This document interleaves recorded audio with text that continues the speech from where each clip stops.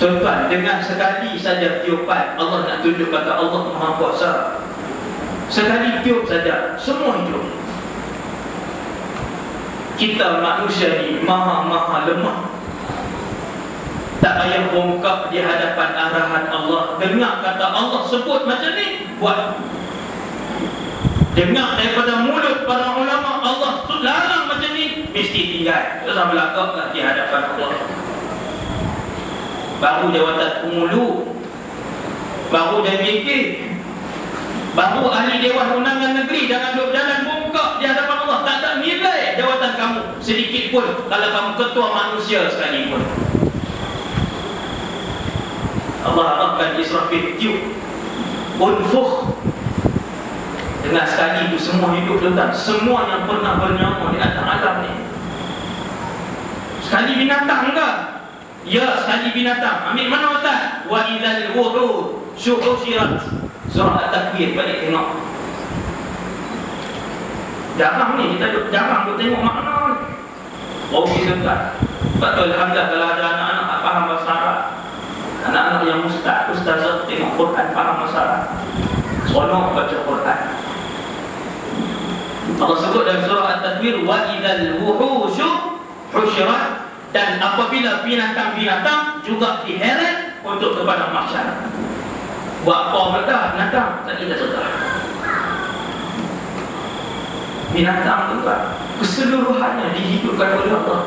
Tuan bayang tengok. Lalat saja yang hidup sejak daripada zaman Nabi Adam sampailah akhir zaman nanti. Lalat saja mana-mana duk pergi jalan kepada mahsyar. Luar mana pada mahsyar?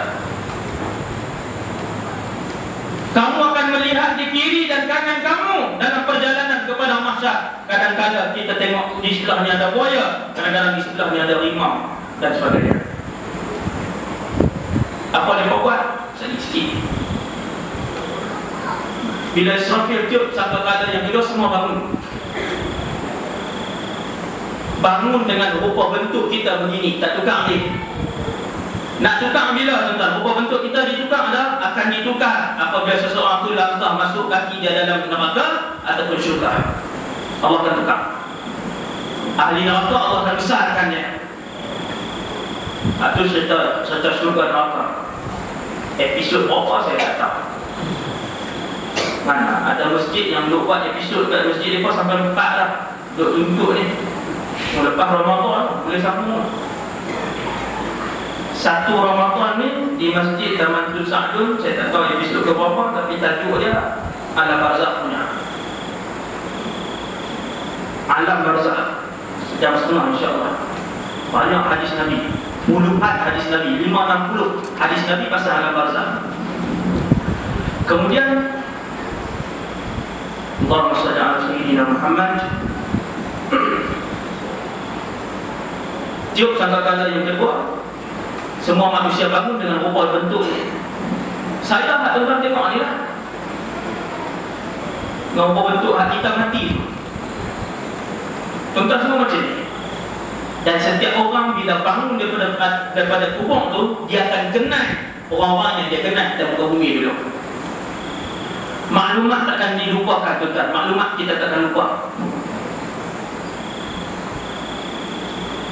Mana Ustaz? Ambil mana? Yauma yafirrul mar'u min akhi. Dalil Quran. Tuan-tuan, bila kita bangun di pada mahsyar esok, kita kenal ayah kita, mak kita, anak kita, isteri kita, abang dan adik kita. Quran beritahu. Tapi lepas lari, lepas buat tak kenal. Pasal apa?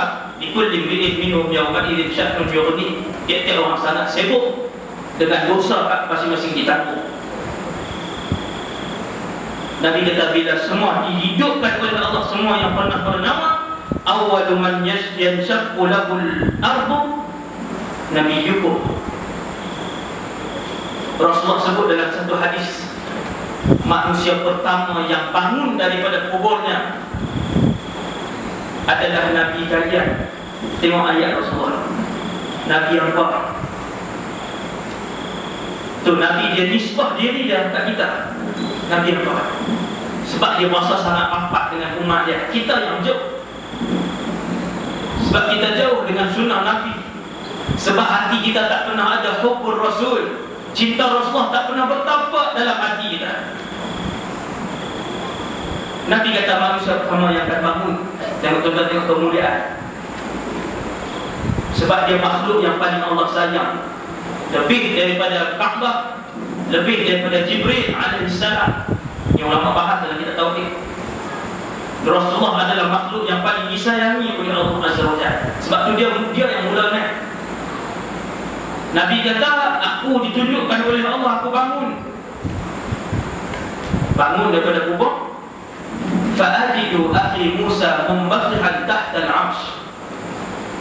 Kemudian Nabi kata, aku tengok ke atas, aku melihat Musa sedang tersembah di bawah arsy, akhidan biqawaimih, dia duk cuba nak bangun.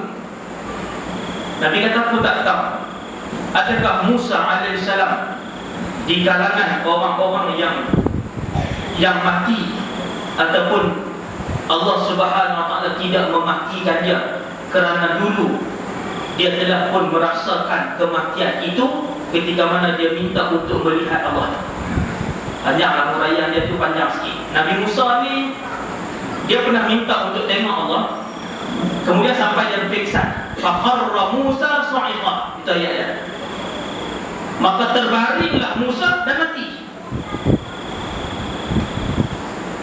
Fakharra Musa sa'iqa, terbaring dan tersembah Musa sampai terkena nyawa.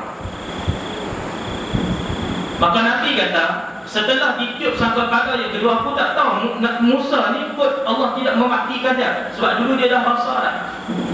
Huraian dia panjang. Ini dia adalah disebutkan maksud tajuk ni. Maka Nabi dia tengok Nabi Musa duduk bawah arsy, duduk nak bangun. Kemudian kata Rasulullah, semua orang pakat bangkit daripada kubur masing-masing.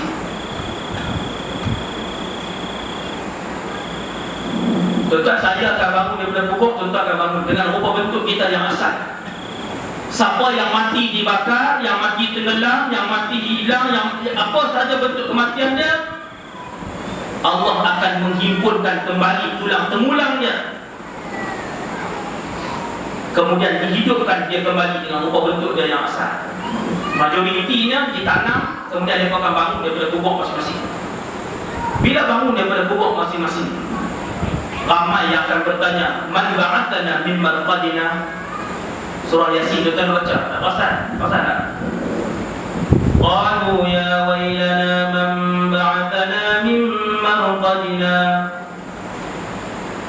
Maka berkatalah mereka orang-orang yang kafir, celakalah kita, siapa yang bangkitkan kita daripada tempat ini.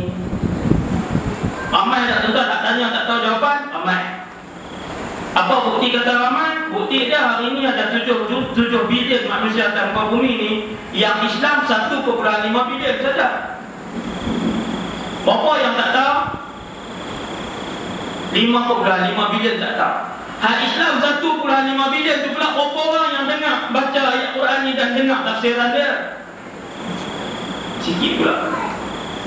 Man ba'athana min marqadina, duk maki diri masing-masing. Celaka semua siapa makikan kita ni. Maka dijawab oleh orang-orang yang beriman, hada ma wa'ada ar-rahman wa sadaqal mursalun. Orang beriman yang kalau ada di sekeliling tu orang beriman, dia akan jawab, ini adalah apa yang telah dijanjikan Ar-Rahman, iaitu Tuhan. Wa sadaqal mursalun, benarlah apa yang Nabi dia beritahu. Rasul-rasul tu sampaikan. Pada bangkit ni, fa idahum qiyamun yanzurun. Bila bangun tu tuan-tuan, bahasa Arab dia fa tu ditertib wa taqib. Idza maksud dia tiba-tiba. Idahum tiba-tiba pakat bangkit macam tu. Bila Israfil tiup saja sangkakala itu dah semua pakat bangkit. Kita kalau tidur 10 jam nanti terus datang jadi apa? Diri terbaca. Ni Allah cerita dalam Quran ni. kita duduk punya lama tu, dalam kubur masing-masing tu, tiba-tiba terus berdiri terbaca idahum qiyam. Terjemahan dia terus berdiri. Yang turun, bakal tengok kiri kanan. Tengok kiri kanan tu penuh dengan 1000 soalan yang tak ada jawapan. Ramai yang tak ada jawapan. Ni siapa bangkitkan kita? Berapa lama kita duduk ni? Nak pergi ke mana? Kita jalan. Saat lagi nak jadi apa? Nabi kata soalan-soalan tu ada pada orang-orang yang mengaji dan belajar di atas muka bumi. Tentang kita ni, kita duduk pada dunia ni, maklumat ni kita tak lupa, insya-Allah subhanahu wa ta'ala. Siapa jiran kita di atas muka bumi dulu kita kerja apa, anak kita berapa orang, semua kita kenal, kita ingat. Kalau jumpa pun kita kenal. Nabi kata, wahai Aisyah, nakhruju minal kubur, kita keluar daripada kubur, hufatan araya ghurla. Kebanyakan manusia keluar daripada kubur mereka dalam keadaan tidak berkasut, araya telanjang bulan, ghurla tidak dikhatankan. Ghurla maksudnya ghairu makhdunin, tidak dikhatankan. Enggak. Kebanyakan. Nabi sebut hadis ni, sebut depan Aisyah, wahai Aisyah, banyak hak bangkit daripada kubur tu, semua Allah bangkitkan mereka dalam keadaan telanjang, tidak berkasut, dan tali pusat tidak dipotong. Minta maaf, tidak berkasut, telanjang, dan tidak dikhatankan. Tiga. Sayyidatina Aisyah yang dengar hadis ni, dia kata, ya Rasulullah, awayar rijal ma'awratan nisa. Tepat ada soalan dia. Kata Sayyidatina Aisyah, ya Rasulullah, takkanlah waktu tu orang lelaki akan tengok orang perempuan? Nabi kata telanjang kan? Hufatan araya ghurla, Nabi kata.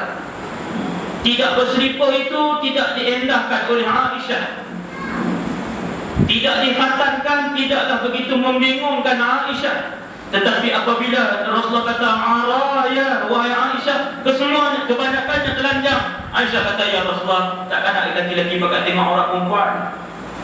Nabi kata, ya, akan tetapi, jawab Rasulullah, likulli imri'in minhum yawma idin sya'nun yughni. Kata Nabi, wahai Aisyah, tiap-tiap orang ketika detik dan saat itu sibuk dengan urusan yang membelenggu dirinya. Dia pun tak tahu ada tuju dia nak pergi ke mana.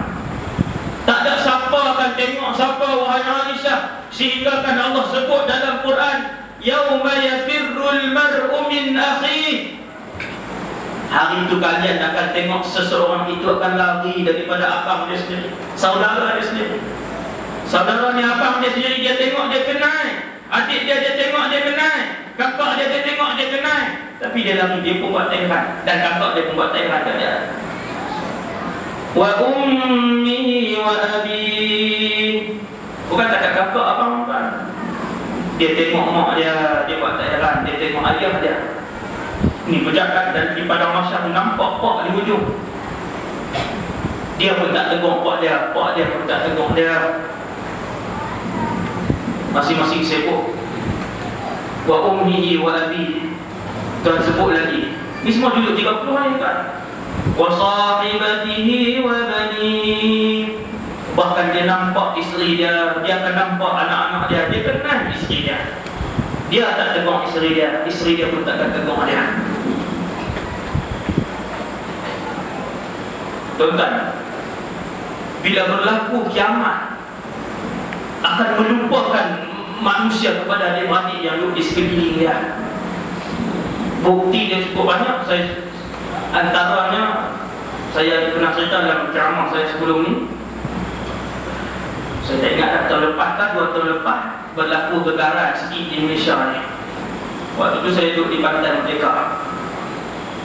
Budak-budak sekolah duduk mandi di bawah, saya duduk atas rumput tu. Bila duduk atas rumput tu, berasa rumput tu pergi ke tepi kanan tu. Kanan kiri, kanan kiri. Hari ni apa dia orang? Malaysia tak nak jadi negara itu, pergi ke kanan, pergi ke kiri. Jepang bunyikan seren, suruh orang semua naik tak pergi mandi. Ada negara di tengah tu. Anak murid Hadlan duduk di atas CS. Mereka sedar saya tak lepas peristiwa tu. Dia kata kami duduk atas CS. Waktu gegak tu, berasa Central Square di Sungai Tani tu, CS Central Square. Orang Sungai Tani disebut CS. Rasa gegak tu, duduk tingkat atas tadi. Biasalah main game, duduk lama atas tadi lah. Pecahlah rahsia sikit. Ustaz kami duduk atas tadi, tingkat atas. Saya tanya main game lah, macam tu lah. Jadi bergerak, duk rasa ni. Bila bergerak je, di awal gegaran tu, bila bunyi loceng, orang pakat menjerit, semua pakat lari. Turun tangga pupuk pakat berebut. Selepas 1 jam ataupun 2 jam, tingkat atas sekali, orang-orang Cina dia tinggal anak-anak mereka, 6-7 orang semua kecil kan. Tuan-tuan, anak dia umur 3 tahun dia tak ambil. Baru bergerak sikit, apatah lagi hari kiamat. Tinggal tuan-tuan, anak-anak saya kata dengan minat balik tengok ni, anak-anak Cina ni 3 tahun, 6 tahun, mak pak lari tinggal, tak hirau lah. Tak hirau lah. Tak heran dah, anak ke apakah ni bergerak. Apatah lagi suasana di mahsyar tu bertepatan dengan Tuhan yang Tuhan beritahu. Siapa pun takkan heran waktu tu. Dia tengok dia tak mahu nak duduk risau hak dia lah. Beban dosa masing-masing ditanggung tu, semua pakat duk rasa lah. Dia nak pergi ke hak paling berat. Baru duduk tanggung tu, 29 lah. Darah ke lah. Tak darah ke lebih kan. Kemudian tu baru masuk part pertama. Suasana mahsyar part pertama, dia ada 3 part. Saya ringkaskan. Kemudian Nabi bersebut lagi, wahai Aisyah, kita bangun daripada pukul kita dalam keadaan yang paling lapar, dalam keadaan yang paling